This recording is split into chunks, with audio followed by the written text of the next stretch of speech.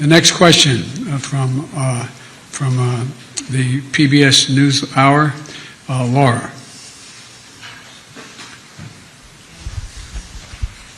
Thank you, Mr. President. I think you're going to steal the mic, that's why. Yeah, they're holding on to it.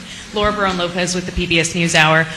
All over the country, Mr. President, Republican-led states are passing laws, passing anti-LGBTQ, anti-transgender laws that restrict rights in medical care. Intimidation is on the rise. This week, anti-LGBTQ protesters turned violent in California.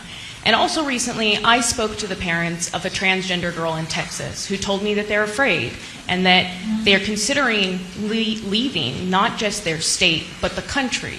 Sir, why do you think this is happening? And what do you say to parents like the ones that I spoke to those families who are contemplating leaving the country because they don't feel safe anymore? First of all, maybe quietly when we finish this, you can give me the number of that family, and I will call them. Let them know that the President and this administration has their back, and I mean that.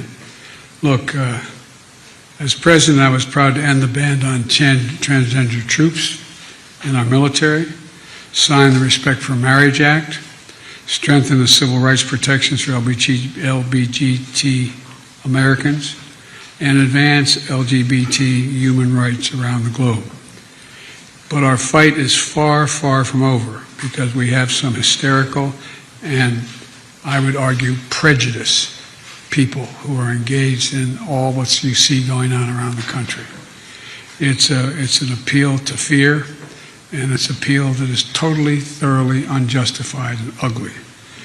It's wrong that a person can be married in the morning in the United States and fired in the afternoon by their employer because they're gay. It's wrong that the violence and hate crimes targeting LGBTQ people is rising. It's wrong that extreme officials are pushing hateful bills targeting transgender children, terrifying families, and criminalizing doctors. These are our kids. These are our neighbors. It's cruel and it's callous. Not somebody else's kids, they're all our kids. They're the kids, and our children are the kite strings that hold our national ambitions aloft. It matters a great deal how we treat everyone in this country. And the fact is that I'm announcing today a series of new initiatives that we're taking to protect the LGBT community. I was going to do this at the 4 out on the South Lawn. We're having Pride Day. We're going to have to postpone it because of the climate, because of the weather and the pollution out there, because of the fires. But number one, we're going to strengthen the physical safety, dedicated resources to federal coordination of Better Protect Pride celebrations, marches, community centers, healthcare providers, and small businesses. Secondly, we're addressing the civil rights violations, a new coordinator to protect LGBT students from book bans, which make it harder for kids to learn and may violate their civil rights at the same time.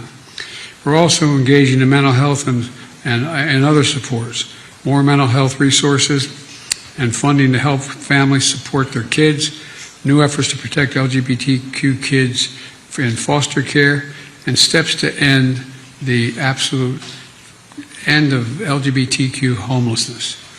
Congress has to pass, and I'm not giving up on this. Just like they told me we couldn't get the Marriage Act passed. Congress must pass the Equality Act and send it to my desk. LGBTQ Americans, especially children, you're loved, you're heard, and this administration has your back, and I mean it. We are not relenting one single second to make sure that they're protected.